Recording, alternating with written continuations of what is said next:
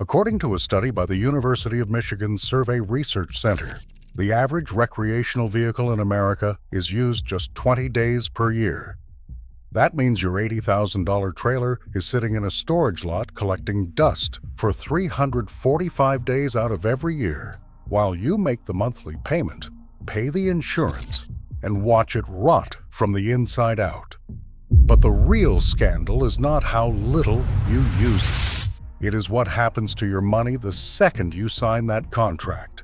We will break down the 5 hidden costs that are bankrupting middle-class families and show you why the entire financial model of recreational vehicle ownership is designed to transfer your wealth to 2 corporations in Elkhart, Indiana. The first hidden cost is the one the dealer will never put on the window sticker: depreciation. When you buy a new car, you expect to lose value. But nothing in the automotive world compares to the financial destruction of a new recreational vehicle driving off the lot. Industry data shows that a new RV loses between 20 and 30% of its value in the first year of ownership alone. That means if you finance a $100,000 Class A motorhome and drive it home, it is worth somewhere between $70,000 and $80,000 before you even turn on the generator. After 5 years, a Class C motorhome will have depreciated by approximately 38%. After 10 years, your Class A is worth less than half of what you paid for it. And here is the part that traps people. Because RV loans can stretch out to 15 or even 20 years, you are almost guaranteed to be underwater on that loan for the first several years of ownership. You owe more on the vehicle than it is worth.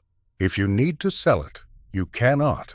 If you need to trade it in, you are rolling thousands of dollars in negative equity into your next purchase, which starts the cycle all over again. The second hidden cost is the financing itself. In 2025, RV loan interest rates for well-qualified borrowers start around 6%.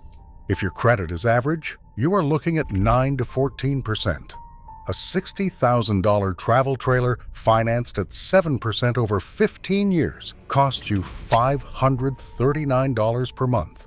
Over the life of that loan, you will pay approximately $37,000 in interest on top of the purchase price. 3 years in, that trailer is worth roughly $35,000 to $40,000, while you still owe close to $40,000. You are paying interest on an asset that is shrinking faster than you can pay it down. Edmunds documented this trap in the broader auto market, where a record 29% of trade-ins in late 2025 were underwater. With an RV, the depreciation is steeper and the loan terms are longer, which means you stay trapped for years. The third hidden cost is the annual carrying cost of a vehicle you barely use. RV insurance runs between $1,500 and $4,000 per year. If your homeowner association will not allow it in your driveway, off-site storage costs $100 to $300 per month. That is up to $3,600 per year just for a parking spot. Annual maintenance costs between $1,000 and $3,000 on a well-maintained unit, and that does not include surprise repairs. Generator replacements, refrigerator failures, and plumbing issues can easily hit $5,000 to $10,000 in a single year. Financial advisors recommend setting aside 3 to 5% of your RV's purchase price annually just for repairs. Now, ADD it all together. On a $100,000 motorhome, your monthly loan payment is somewhere around $850. Your insurance is $200 per month. Your storage is $200 per month. Your maintenance reserve is $300 per month. That is $1,550 per month before you have even turned the key. And remember the University of Michigan study. The median usage is 20 days per year. When you divide your annual carrying cost by the number of days you actually use the vehicle, you are spending somewhere around $900 per day every time you take it out. A comparable RV rental costs around $200 per night. You could rent a luxury motorhome for every single vacation for the next decade and still come out ahead financially compared to buying new. The fourth hidden cost is the one that hits you when the vehicle breaks, which, statistically, it will.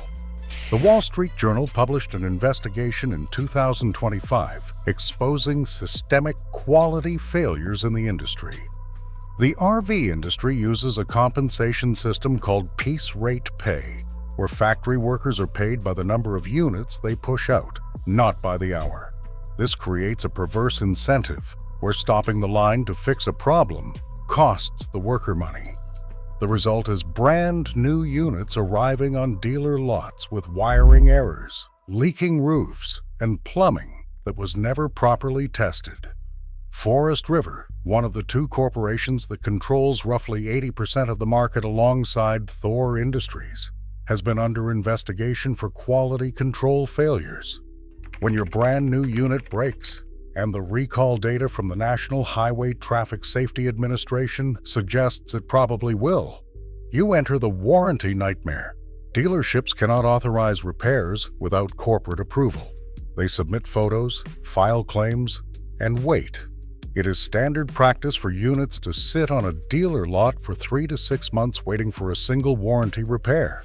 You are still making the payments. You are still paying the insurance. But the vehicle is in a parking lot behind a Camping World instead of at a campsite.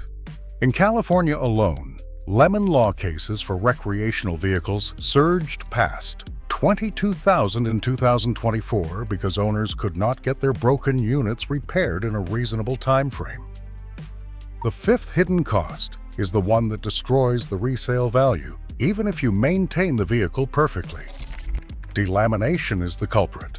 Most modern travel trailers and motorhomes use a laminated wall construction where a thin fiberglass skin is glued to a cheap wood product called Luan plywood, and that plywood is glued to a block of styrofoam insulation. This looks fine on the showroom floor, but these units vibrate down the highway at 70 miles per hour, and the roof seals eventually crack. When water gets inside that wall, it dissolves the adhesive, and the wood begins to rot from the inside out. You will see bubbles forming on the exterior panels, a condition the industry calls delamination. Once delamination starts, it is chemically irreversible.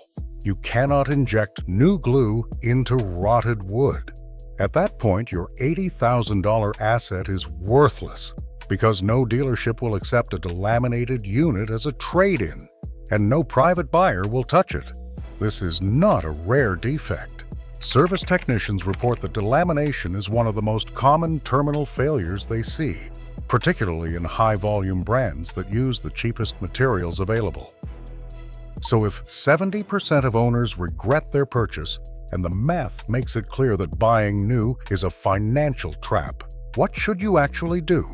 The first option is the simplest: rent instead of buying. The numbers do not lie. If you use an RV fewer than 30 days per year, renting is dramatically cheaper than owning when you factor in depreciation, insurance, storage, maintenance, and financing costs. You get a clean, well-maintained unit for your trip. You hand the keys back when you are done, and you have zero carrying cost for the other 11 months of the year. The second option is to buy used and buy smart. An RV that is 2 to 5 years old has already absorbed the brutal first-year depreciation hit. You can find a well-maintained unit with most of its useful life remaining at 30 to 50% less than the original sticker price. Look for units with detailed maintenance records. Check every seal on the roof and run your hand along every exterior wall, feeling for soft spots that indicate hidden water damage. Never buy from a high-pressure dealership chain. Find private sellers who can show you the service history and let you do a proper inspection. The third option is the one that the overland community has figured out. Stop shopping in the consumer RV market entirely. Look at commercial platforms built to a completely different standard. A retired ambulance has an aluminum box that is crash-tested, and it is wired with marine-grade electrical components.